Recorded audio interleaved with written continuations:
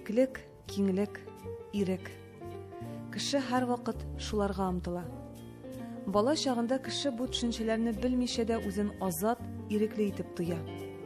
Яшь чагында уйга калып, дөнья белән көрәшә башлый. Күпмедер вакыт узгач, тынычлана, салмаклана, олыгая, карашлары үзгәрә. Киңлек, бийеклек күбрәк сүзгә күчә. Әмма кемдер бу киңлек, биеклекне күңелендә җуймый калдыра. Үз йөрәге аша шунда башкаларга да юл ача. Ркаил Зәйдулла әнә шундый йөрәк иясе.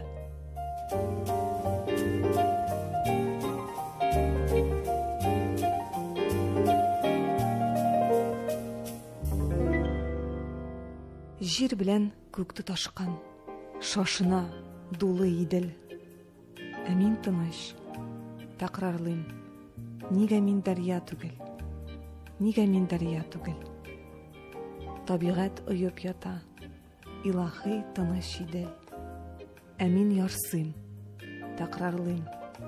Нигә мин дәрья түгел? Нигә мин дәрья түгел?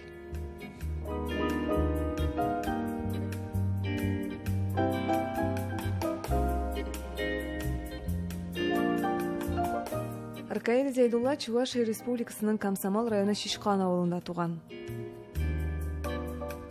Ә без аның белән Кама тамагында очраштык. Карамал елгасы буенда йорт салган. Караңгыда ишек алдына чыксаң, камыш арасында сазан уйнаганы ишетелә торган урын ул. Айгыр тауда ерак түгел аннан. Айгыр тауга мендек. Киң иделгә карап хозурландык.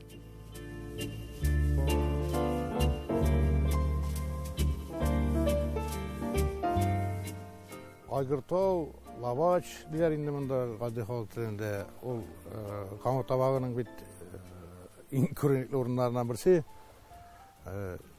Мин инде монда күптән булганым юк иде. Шулай Туфан Миңнуллин белән бәйле истәлекләр. Анда без яшәгәндә менгән идек. Ләйзә Канайның Айгыртау дигән шигыре дә бар, Туфан абыйга багышланган. Менә хәзер еллар узгач, анда менә монда менәргә туры килде һәм Лавачка, Айгыртауына шул кадәр теге киңлекләр, идел, Кама кушылган җир, диңгез кебек җәйрәп ята. Ул күңелгә әлбәттә ниндидер сагыш та истәгән сыман һәм ниндидер кеше алдында мөмкинлекләрне дә җәеп сала. Шушы су тавышы, су исе. Ул әйтәләр бит. Кеше ниндидер бер теге дөнья яшәеш турында, үлем турында уйлаганда учакка карап, утка карап, яисә суга карап утырырга тиеш дип. Японнар мәсәлән хәтта чия агачына карап утыралар үзләренең.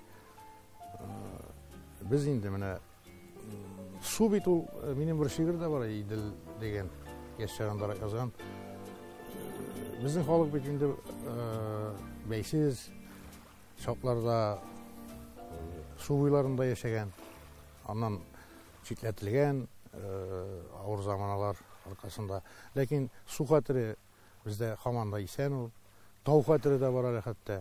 Су хәтере инде бигрәк тә. Шуңа күрә суга карап мин уйланырга яратам. Тарих күз алдына килә.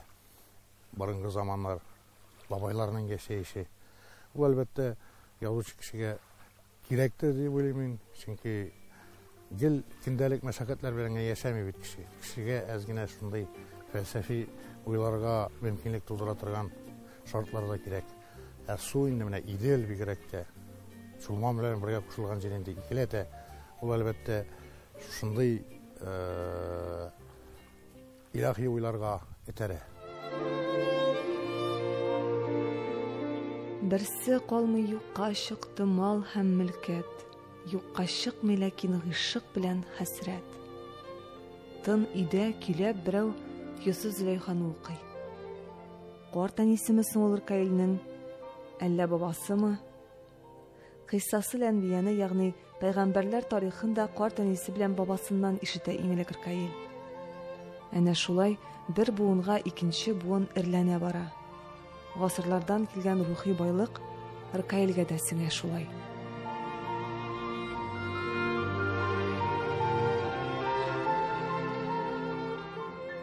Мен ештен үк шәҗәрә белән кызыксына идем. Бабайлар кемнәр булган? Ул безнең менә Зәйдулла бабай, минем бабайның әтисе булган инде, миңа фамилия бирүче Коръәннең тышлыгына язып калдырган булган.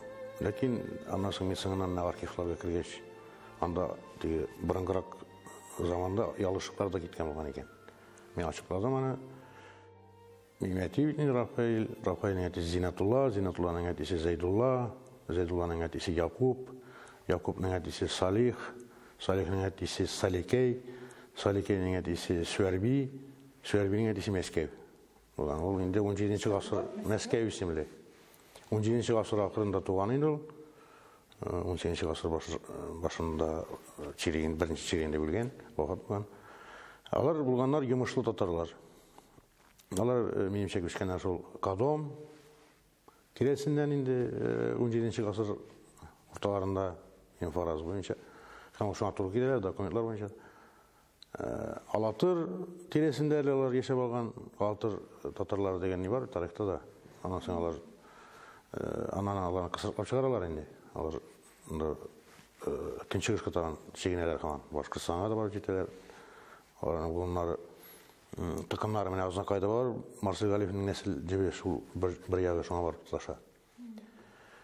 Йомышлы татарлар алар инде Казан ханлыгы алган чук. Ул бит мишәр җирләре 15-нче 14-нче гасыр ахырында Туктамыш хан Мәскәү князенә бирә.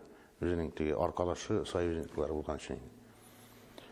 Шуннан ул менә Мәскәү князьлегендә ул әлбәттә мөстәкыйль яши. Менә бу Казан тирәләре инде анда Темников, Төмән билекләре, анысы Казан ханлыгы. Менә шул вакытны алар яшалар, йомышлы татарлар, служилый татар дигән руслар катламы. Алар патшага хезмәт иткәннәр инде, яшерен ватаны түгел. Шуннан соң, Казан алынганнан соң, анда менә бик күп теге чукынырга теләмәгән морзалар, бәкләр, аннар инде аларга килеп кушыла теге мындай сугышчылар да алар сугышларда катнашырга тиеш булган. Ясак түләмәгәннәр, бар бит ясаклы татарлар булган. Бу йомышлы татарлар. Аннан соң менә Петр Первыйның указы белән аларны Лашман эшенә җигәләр, урман кисергә. Анда бик инде нужалы авыл тарихында безнең бар. Алар анда инде аның үзенең менә мәсәлән 10 йортка 2 җәяүле bir atlı alatıran olanlar, akça ezgine tölegənlər, üzlərinin, anda bik, ol indi bizi bir tarix, mənə ol laşmançılıq çırı da var bizim avulda. Ondan sonralarını laşmançılıq bitkeç, devlet kristiyanları saslarına çıkıp qaylar. Demək, indi onlar yasak türü başlayır. Tatarların kübisi kripasnoylar olmağanlar. Anda birinci sərəngine var tarixdə 1% indi məsələn bütün xalqın yeni alған. Bizim tatarlar mırzalar, tarxanlarına etmiyor indi mi? Qadi xalq alır devlet kristiyanları degen nege soslovi qatlamğa kirgenler.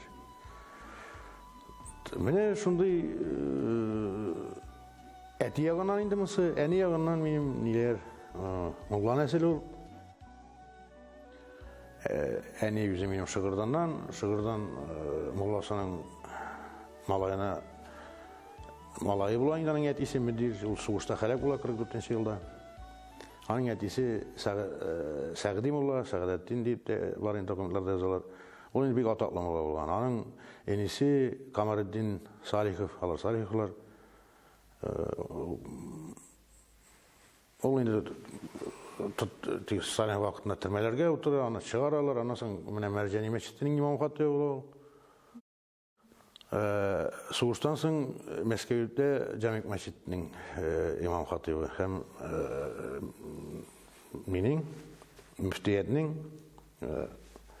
Dini idarenin de tышкы эшләр буенча жетекчиси olan müftinin урынбасары, аның фотолары да бар. Мисыр президенті Камал Насыр белән төшкән фотолары, Сукарны, mesela Индонезиянең президенты булган. Менә шул тышкы эшләр өчен җавап биргән ул дини идарәсе, дини назаратының. Аннан ул Сәгъдетдин мулла үзе Алшык авылында bu районда туган. Ләкин аларның төбе нигә барып тоташа? Тәтиш районында Үтәмеш авылына. Аның бабасы Салихҗан шунда туган булып, мәдрәсә битергәч аларны таратып торган булганнар. Кайда буш урын бар диген мәхәлләләрдә. Әби минем әнинең әнисе, ул Чүтидән, Чүти мулласының кызы Габдурахман Бәширинең. Габдурахман Бәширинең бу туганысы Зариф Бәшири бит күренекле язучы. 8 yaşında şiir yaza başlayır Каил. Газетага да җибәреп карый. Редакция таләпләренә туры килми дигән хат ала. Кыска-кыска хәбәрләр яза башлый. Мәсәлән, Яшьленинчыда көл җыеп тапшыру турындагы язмасы басылып чыга. Төрле районнардан, төрле төбәкләрдән мәктәп укучылары хат яза башлый үзенә.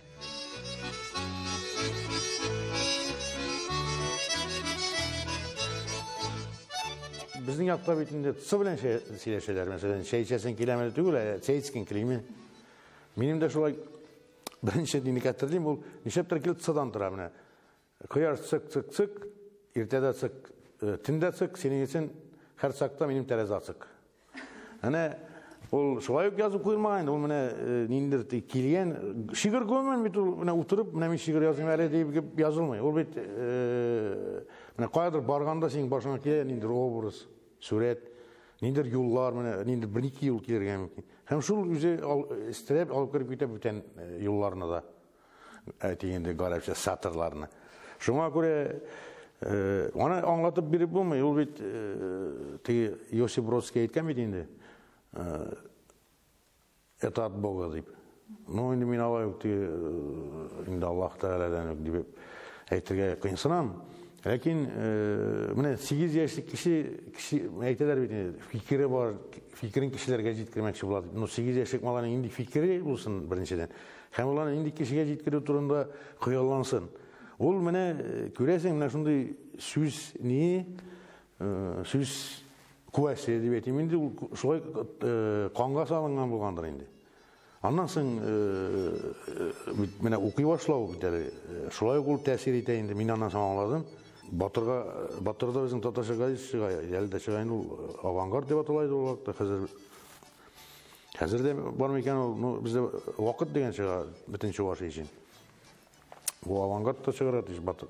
Men şunda bardım anda Saget Abzı degen redaktör idi. Ol mena şiir qara menim ijekler to'g'ri kelmay. Men nechik boshqa kelar shulay yozganman kag'azga ko'chirgan. Rifmalar da endi bek ders tügül küresin indi. Ne olarını saklamadım da. Şundan Saget Abzı Bederdinov Ulyan'da bir былтырмы көрüştük de bizden bilen. Şokat hatta bulaydı milli seni şagirçi ona ümitlengenim degan bulaydı. Bilmiyorum işlegendir. Lakin meni hatırlıyor. Mene şul anlatıp berdi. Mene ijekler bilen. Mesela 8 ijek birinci yol, ikinci yola 7 ijek, üçüncü yol talan 8, 7, ayaysa 10'a 9 indi. No ondan sonra bir tane ijek sana oturmuşsan onun özün nitkende yok. Mesela o tigi jırtınlağına falşını sezersin bit. Şiir mesela seylerken indir çataklık bular ritminde. Ritm bit o ijekine tügüleli. Şuna göre ol anda anısından ayırım ana girenesin senin teknikasın. Bulay ol tigi bize kilerge tiş. Teknikasın bilgen kişiler bilip lakin bir şiir yazamıyorlar. Şuna göre ol indir ну гадигене тиги еріп шигir yazıp boladır endi. Ben indir üzеңнің сүзеңне üzеңнің fikirеңни üzеңче айтуу үчүн нендир bir сәлет керектир деп ойлойм барыбir. Яшенче гайсында ал вакытта 31 июль мисың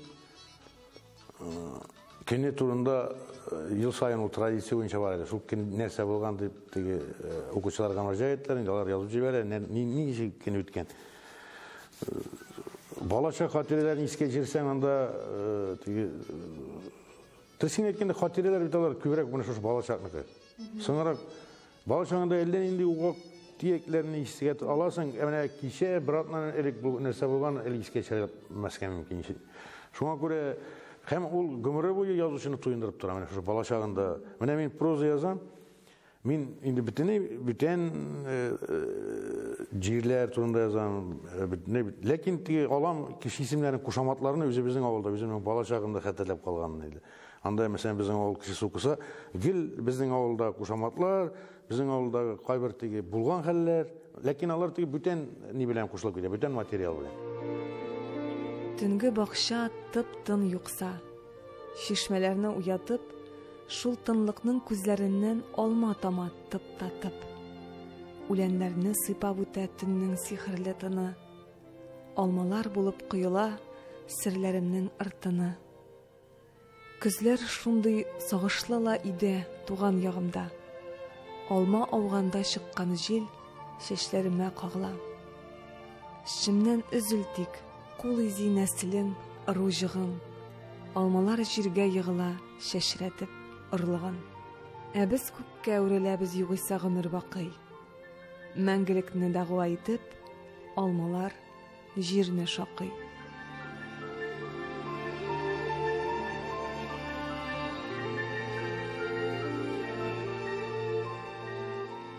İşte bir köyünde ülen yılkıp koytular. Bizde bir jir ezirek,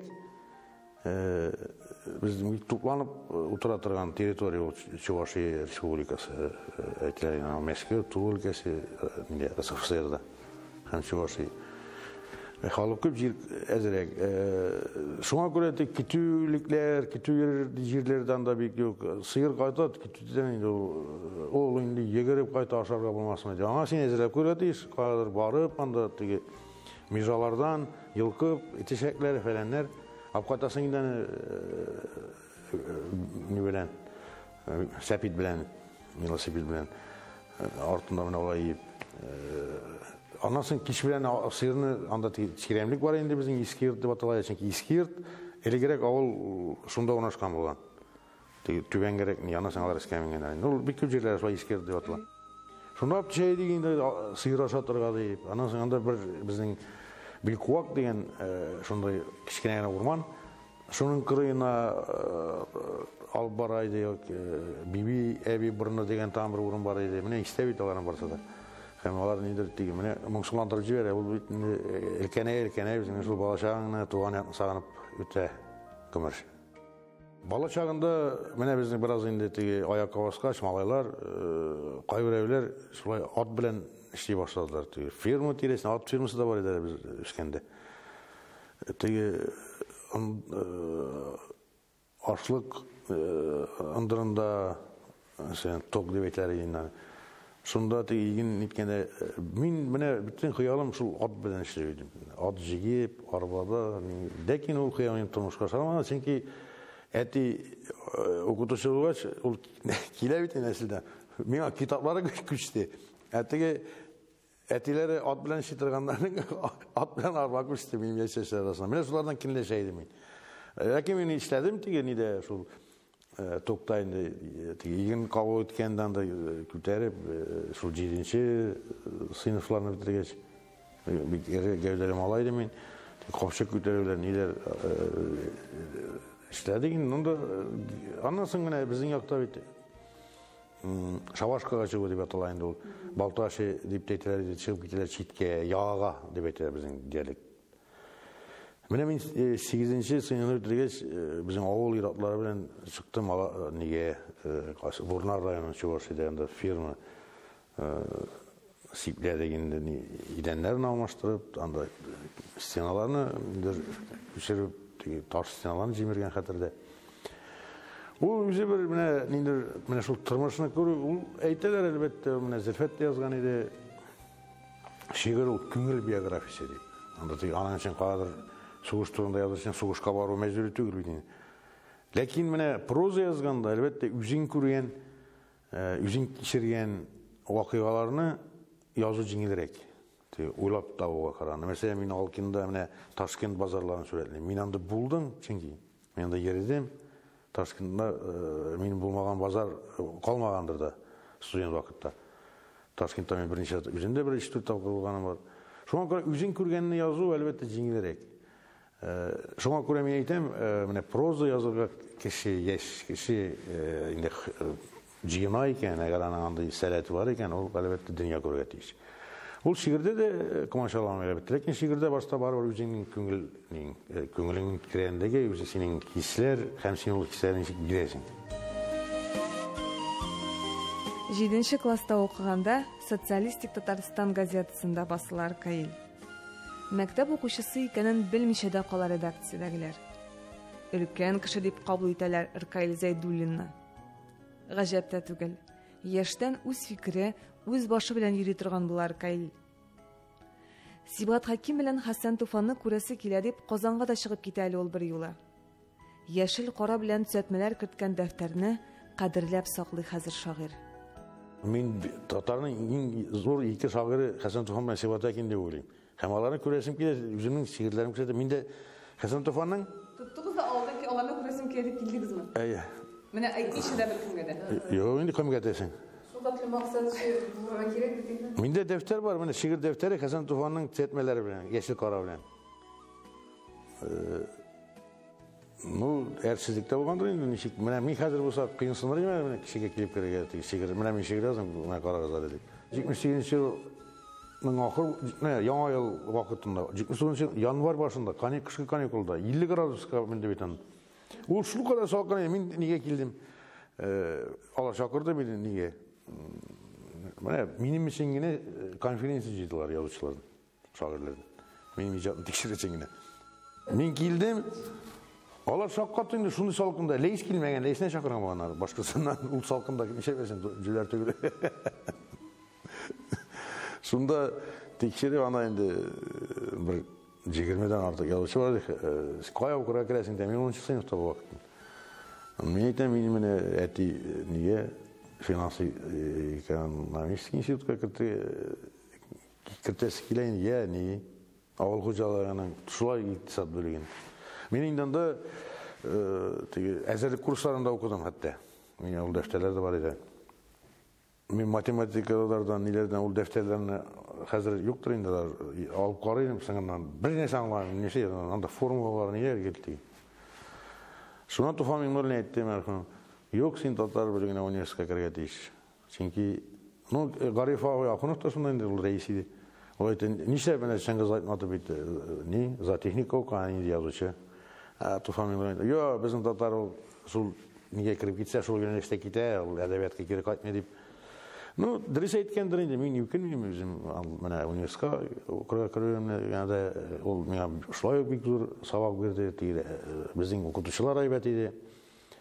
Әдебиет тарихынан, мына шушы мен әлі Ренессанс турында сөйлем шәрігі Ренессансын Резида Ганеева оқытты біздің. Мен қызыл дұслы дәфтерді бүттін лекциясын жазып барайын. Бүттен лекцияны жазмайды мен, бір дәфтер барайын мен.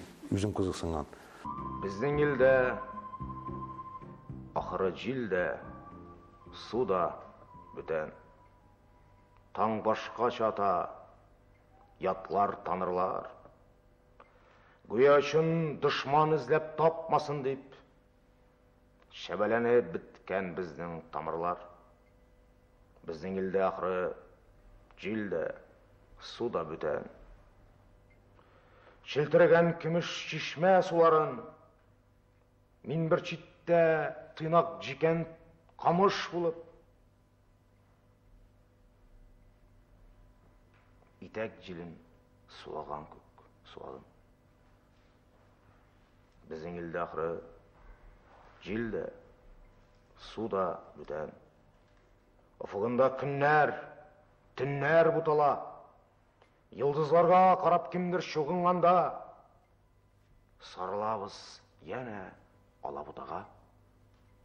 Біздің елде ақыры жилде, суда үзге. Ерәкләргә сағыш сызған ызанын ий язмыш қыз. Сірме етіп тарттың мәлі Татарстан юлларының тузанын. Біздің елде ақыры жилде, суда үзге. Өленлерге тер тимес үтәбез. Өлгермибез, язны каршы алырга да урыс кышын вәгъдә итеп көтә. Көз. Мөхәммәд Мәхди безне менә укытты, ул бик кызык булды шулай. Мен инде авыл җегете, мин иштәми кыйнсына торган кеше гомумән. Ул теге алай дөньяда яшәр өчен кирәк бит инде теге.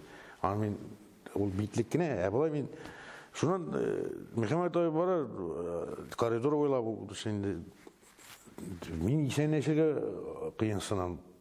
Исәнләшмәем дә шуннан ул теге укытучылар белмәсенә кирәк тәртип күрсәтә икән журналда теге. Менә бу җегет ничә исәнләшмәй белән. Ул инде минем теге мин 10нчы сыйныфта укыганда Казанлыкларында шигырьләр циклы чыкты безнең Ләйс белән икебезнеке. Ул инде ул вакытта хәзер генә менә анда япь-яшь мәктәп балаларына кадәр чыга безнең нәниләр җаты дигән сыманмы. Ул вакытта Казанлыкларында чыгу инде ул бик зур адым санала иде. Ул әдәбиятка син дәгъва белдерәсең әдәбиятка керергә. Шуңа мине университетка имтихан алганда Марсель Бакиров хәтерлим миннән имтихан ала, өстәлдә минем шигырьләр чыккан Казанлыклары. Моны ничек миңа дүртте куя алсын инде. Шуннан Мөхәммәд Мәхди миңа әйттеләр, җиткерделәр исәнләшмисең. Исәнләшә башладым. Ул беренче дәрестә безгә нишләптер Совет әдәбиятын укытты татар телендә. Менә Васил Быковлар, Беловлар, Распутиннарны ул татарча аңлата иде. Лексияр кызык, ләкин иртә белән беренче мин сын ятай, беренче дәрескә бару инде ул шул кадәр авыр. Аны бармыйсың, күбрәк элгереп булмый инде. Шуннан ул беренче дәрестә әйтте Мөхәммәд абый. Мин ди беркемне дә менә билгеләмим дә, кем дәрескә килми икән сүз әйтмим. Ул шанап әйткән икән, чөнки аның дәресенә шул группа студентларына түгел, бүтән группалардан киләләр, бүтән факультетлардан, бүтән вузлардан тыңларга аның лекциясын. Чөнки шул кадәр кызык сөйли иде ул. Мин монда беренче сынгап калган, мин әйтә, син ничә дәрескә килмисең? Мин дидем, ну Мөхәммәд абый, сез үзегез әйттегез бит. Мин бит игътибар итмисең дәрескә килүгезгә, килмәвегезгә. Теләсәгез киләсез, теләсәгез килмисез. Ул сиңа кагылмый ди, мин әйтә. Теге язучы кешенең үзенең лекциясын тыңлавын теләгән инде, мәрхүм. Ну миңа бик карайды шундый ялкын әйтеп.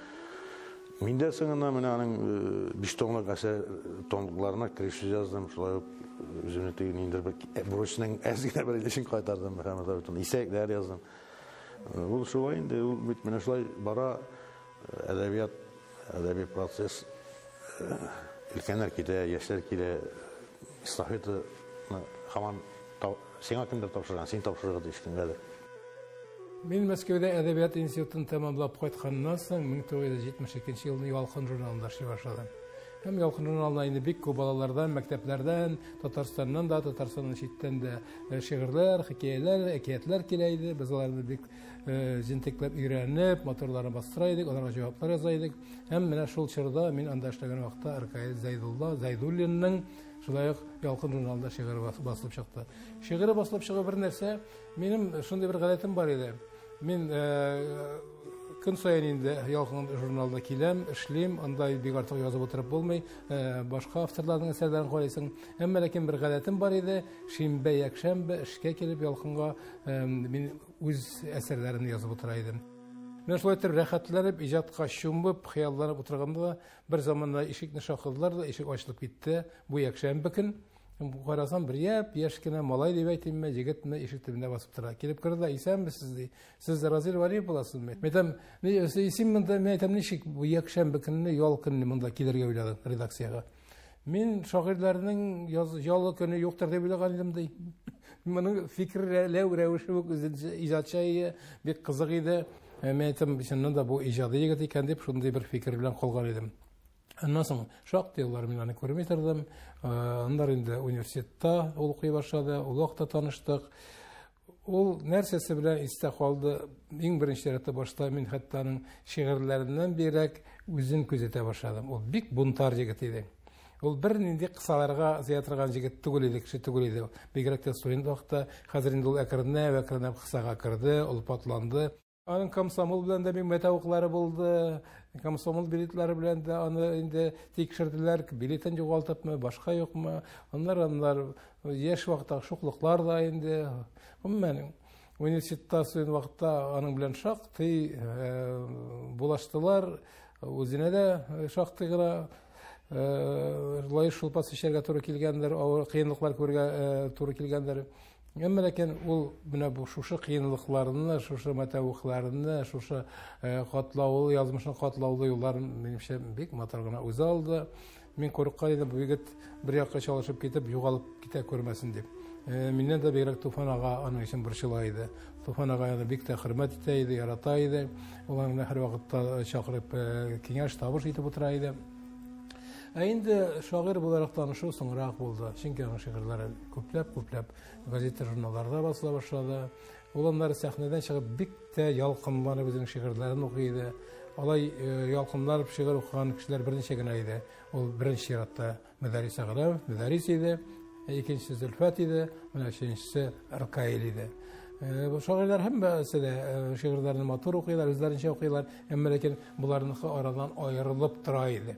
Суын шағында гел шигырь белән яшәдек. Дөресен әйткәндә, безнең тигән ниндидер киң күреш, ниндидер матди байлыкка алгысыну, ымсыну дигән нәрсәләр юк иде. Бәлки замана да шундай булгандыр. Аннан соң безнең икенче, өченче курсларда йортсыз җирсез калган Мәдәрис Аграм да безнең тулай торакта безнең бүлмәдә яшәделәр. Ул инде бөтенләй дәрвиш шагыйрь, ул инде шигырьдән башка аның өчен дөньяда бер нәрсә дә юк иде. Шигырьне инде ул менә Гали Җәнәп бер ниндидер бер теге изге нәрсә итеп күрә иде. Мин андый мөнәсәбәтне аңарчы Хәсән Туфанда гына тойган идем. Гомумән мин саныйм, бөтен әдәбиятның нигезен шигырь тәшкил итә. Әгәр дә шигырь поэзия булмаса, хәтта проза әсәрендә түгел, хәтта мәкаләдә дә ниндидер поэтик образлар, чагыштырулар, метафоралар ниләр булмаса, ул бер кыры бер газета нине язмасына гына булып калыр иде.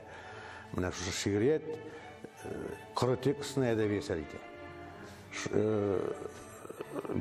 Безнең татар әдәбиятында әлбәттә иң башта менә урта гасырларда да санасаң, ул Кылгалиләр, мондарак килгәч, Мөхәммәд Яллар, Кылшәрифләр, Габдиләр,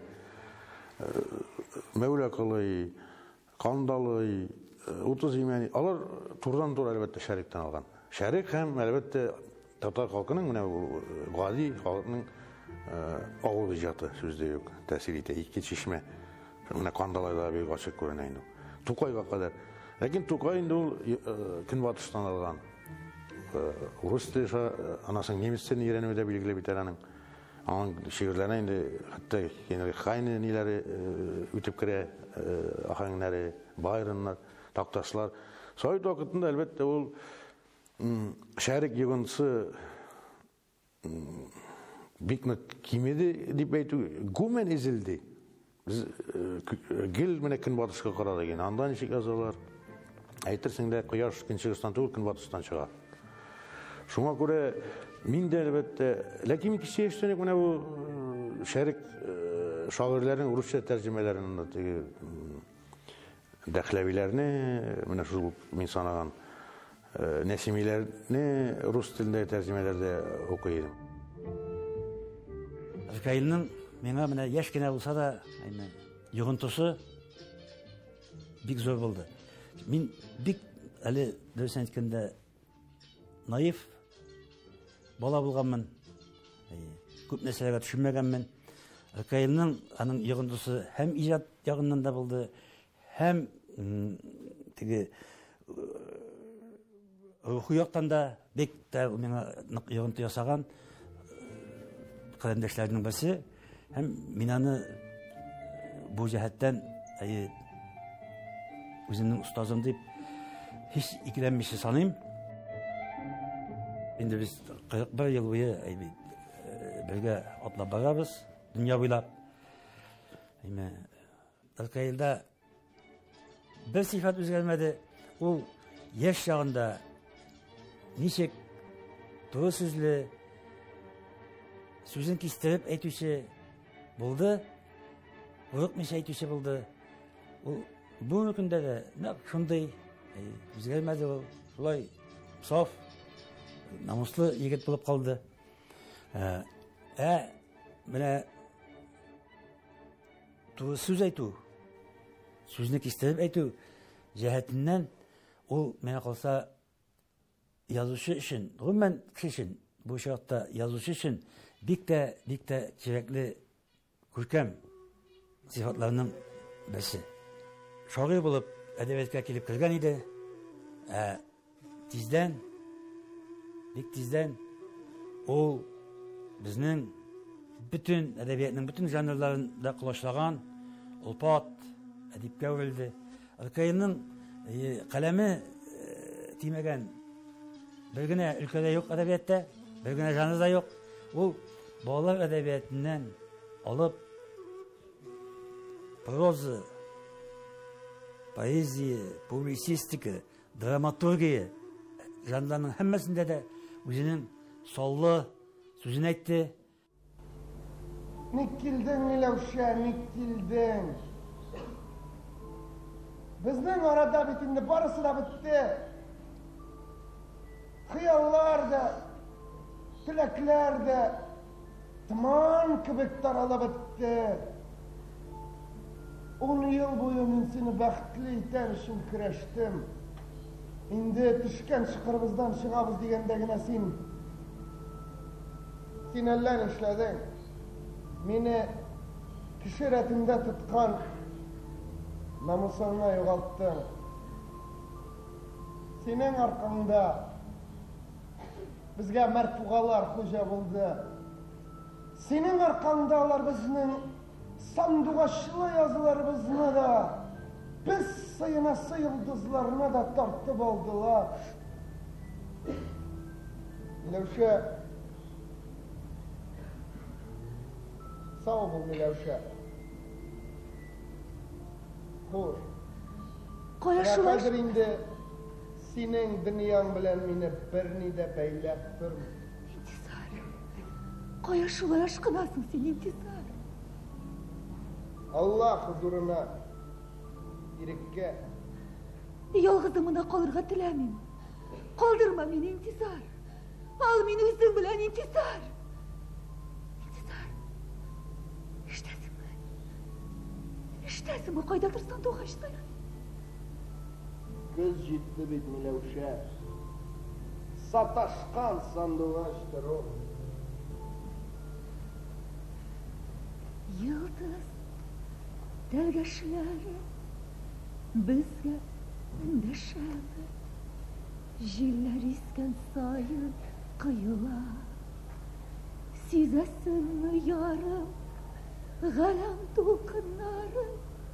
Yüreklerge bizim sıyına. Менә ул без беренче тапкыр очрашкан көнне, анда Искәндәр абый Сиражи да бар иде әле. Ул ярдәм итте, чөнки мин анда шундый кызык әйбер булды, пичмак дип әйтик инде. Ракыйл абый мине әрләргә тырышса, Искәндәр абый мине якларга тырышты. Шул, мин аптырап инде, абзый сез кем соң дигәч, шул мизгелдә Искәндәр абый миннән ваз кичте. Аркайлында белмәгәч, бу чыннан да Киров урманнарыннан чыккан инде диде. Шул, гәрчә мин әлбәттә Аркайлыгын ишетеп беләйдем, укып белмәсәм дә теге берән-сәрән очрашкан әйберләрен генә. Ләкин танымадым, ансы чыннан да танымады. Чөнки безнең шагыйрьләрнең гомумән шундый шире бар, алар яшьрәк чактагы фотоларын куярга яртыга китапларга, журналларга танып бетереп булмый. Аннары мин инде әлбәттә көндәшнең кем икәнен беләсе килә бит. Миннән якыннан таныша башладым әсәрләре белән. Һәм алар бер юлы бардылар менә шигърият, проза, публицистика. Мин үземнең алдымда нинди кыя тауның торганын соңрак чамалап, кана исем хушым китте.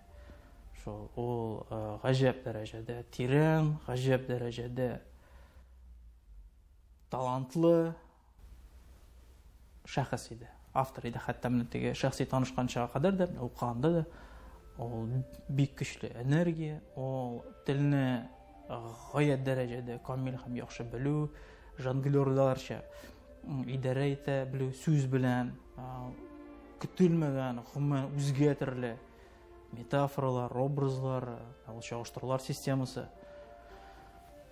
Публицистикадагы килгәндә аның тирәнлеге, аның белемлелеге, киң колачлылыгы бу гомумән ниндидер башка сый алмаслык зур шәхес иде минем алда.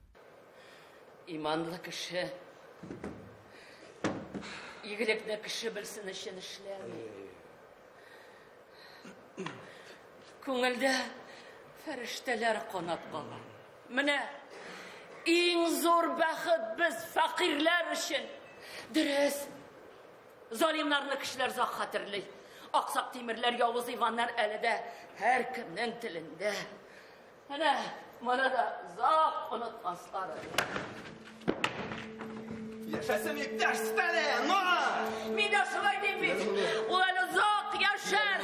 Зак яшәр. Контр, сез буржуаз милләтчеләр оешмасына совет властена каршы восстание күтәргә җыенгансыз. Гаебегезне чын күңелдән танысагыз. Мәрхәмәтле совет власте. Хөкем карарын бәлки biraz yumşartır. Yazıp koyuyoruz. Вот так. Я ни в какой контрреволюционной организации не состояла и не состою. Башка меня жауап ишетмәс. Мин бик күп әйбердән өйрәндем, бик күп әйбергә өйрәндем аны. Монда әлбәттә Ркаил абый дигәндә өстәп тә китерик. Гази Нур абый да мәсәлән Ркаил абый булган җирдә Марсель Галиевләрне мин шулай ук теге бер нигә кертеп карыйм. Һәм алар минем өчен үзләре бер университет булды. Ансы һичшиксез. Чөнки без бик күп күрешә идек, без театрларда бик күп очраша, кичәләрдә без бик күп сөйләшә идек. Мин тора бара бүтән язганымны Ркаил абыйга күрсәтә башладым. Ул бик тиз булып чыкты. Һәм ул вакытта инде аның төзәтмәләре, әле мин менә бер атналык кенә архивымны барлап утырдым. Анда менә килеп чыкты бер хикәянең кул язмасы Ркаил абыйның төзәтмәләре белән. Кулдан кагаз төзәтмәләр. Мин аңа тулысынча әлбәттә ышана башладым һәм бүгенге көнгә кадәр менә беренче язгач, берне инде югыйсә бу яшьтә такташлар гомүн Тукайлар иҗаттан киткән инде. Минем яшьтә. Мин әле менә һаман теге сабыйларча һәр язган әйберемне иң беренче итеп Ркаил абыйга күрсәтәм, һәм аның фатихасын алып, яисә башта тәнкыйтьләрен, кисәтүләрен инде кабул итеп, төзәтмәләрне кертеп, шулай шуннан соң гына дөньяга чыгару ягын карый. Мен күпмедір фаталист кеше. Шуңа күрә мин нәрсәдер үзгәртергә ул менә мин ышанам, син тәкъдирең язылган икән, син аны күрәсең инде. Ул минем теге туры сүзлектә шул язылып куелгандыр инде. Ул шактый кыен, бөтенесен мин дә әйтеп бетерә алмыйм. Әйтергә мөмкинлек булса, син бөтенләй юкка чыгарга да мөмкиннәр. Ул дөнья шундай. Качанда эндәшмичә каласаң, кайткач теге уйлап ятасың, йөрәк сызлап куя. Ну, син берни эшләй алмыйсың. Чөнки беләсең, чебен дулап тәрәзә угата алмый. Ләкин инде нәрсәдер менә әйтергә син мөмкинлегең бар икән. Син бит аның өчен чыгарып атмыйлар. Син аны беләсең. Син гаиләңә тимиләр. Нигә әйтмәскә? Ул әйтмәй икән, ул бөтенләй куркак дигән. Ул инде бөтенләй ни өчен анда кәнәфи менда гади урындыкмы, шуның өчен кан калтырап утыручылар. Мин андай әлбәттә анда юк кеше түгел, ләкин теге бер нәрсә уйламый торган кыю, теге акылсызлык, менә Горькийда да бар бит инде. Нәрсә дияр теге безумство храбрых, поем песню. Безумство. Ул бит кеше әгәр дә андай менә бер уйламый нитми кадыр барып утка керә икән теге. Ул бар инде менә әдәбиятта теге данкы имеш йөрәген сурып алып теге ниткән, факел иткән. Әдәбиятта әкиятләрдә булган икән. Ләкин дөньяда әгәр дә инде аның барыбер бит курку хисе салынган Аллаһ Тәгалә тарафыннан. Ул кемгә күпме? Шулай хәтта намус мәсьәләсе дә Шулай ук мин каннан да килә дип уйлыйм. Әлбәттә, үзең тәрбиядән дә килә инде ул. Ләкин менә нәселдән күбәйү килә бит. 1000 яшәрлек дәүмәннәр бер көн шырпы кебек сынар, урман гүләр, калкып чыгып җирнең карыннан авыр иман китерәләр. Тимер ага иреп ярмәкләрдән, күк гимбәзе күптән шәрдәкләнгән, бер сүнәдә офык, бер яңара, адәмизат ярлы кауны сыра.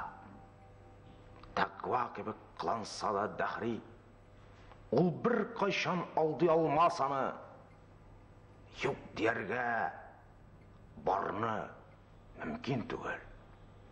Бар дип ышандырып югалганны. Җирнең карыныннан кузгаларбыз. Туфрак кыялар бездән. Тамар суар. Дошманнарын күреп синер кемдер. Дусларына карап яман сулар. Күз алдыннан үтәр узган гомер. Ни эшләдек? Кылдык нинди дуа? Кем онытты изге бисмилласын? Кеше булып юлга кузгалуга. Берәү карар, көләр тиле кебек. Берәү карар, тып-тын гына елар. Хәтерләтеп безнең яшәешне бер мизгелдә күздән узар еллар. Куанырбыз аз булуын күреп, бездән калган явызлыкның. Әгәр сискәнмәсәк әрнеп шул чагында, кылган игелек тә тусан кадәр. Әле ул вакытта укып бетереп, шул шигырьләр язып җиргән вакытларында, ул вакытларда әле Туфан абый алып кайттылар. Туфан абый менә Ркаил Зайдулла турында, Ркаил Афаилова турында бик матур иттереп, менә иң өметләрнең берсе менә шу Ркаил безнең инде дип, без аны торабыз дип әйткәннәре мин аны бүген дә хәтердә, менә ул әйберне онтасы юк. Ничектер башка төрле юллар эзләмичә, урау юллар эзләмичә, туры әйтеп, туры үзенең фикерен белдереп, менә чын ир-егетләрчә үзен тота белү. Миңа менә иң ошаганы Ркаилның именно шушы сыйфаты инде. 1000 кат үлеп, 1000 кат терелгән ил. 1000 кат туңып, 1000 кат ирегән ил. Сизәсезме? Исә тагын дала җилә. Эзли сине. Соңгы куздан үлге ялкын теле, тузгый сүнгән учакларның көле. Сизәсезме? Дала җиле исә тагын. Газиз туган ягым. Яшь бүреләр суырылыр иннән, ыргылырлар яна кан изеннән. Сизәсезме? Тагын дала җиле исә. Ялгыз дәрвиш исә утырган да елый. Бу буш дала. Унлап гасыр бергә сыя ала. Исәрләнеп исә тагын дала җиле. Көл калырмы? Илме?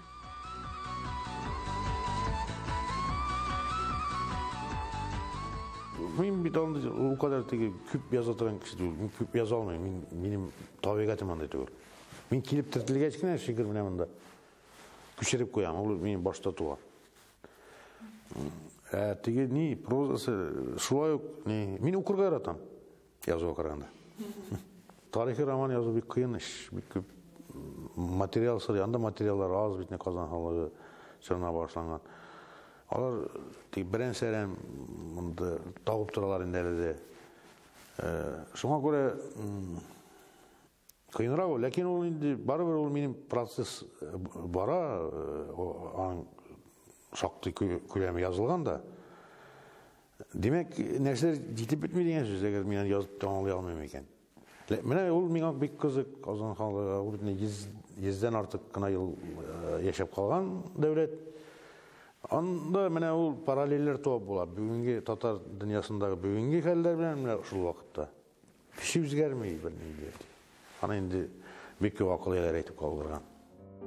Мин менә миңа теге милли хис бик ерегеме якын инде мен тиги халкымна мына бу ясалма сөз түгел, чыннан да яратам аның бүтән халыклар белән тигез мөстәкыйль булган телим.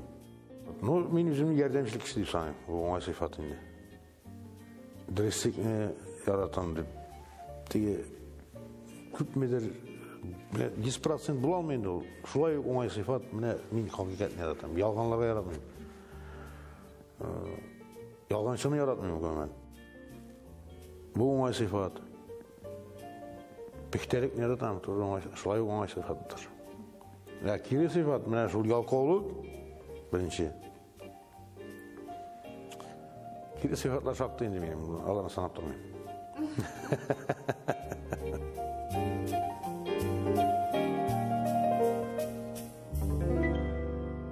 Һәр шигырь сайын шагыйрь яңадан туасыман. Шагыйрьне укыганда һәр шигырь сайын син дә яңарасың.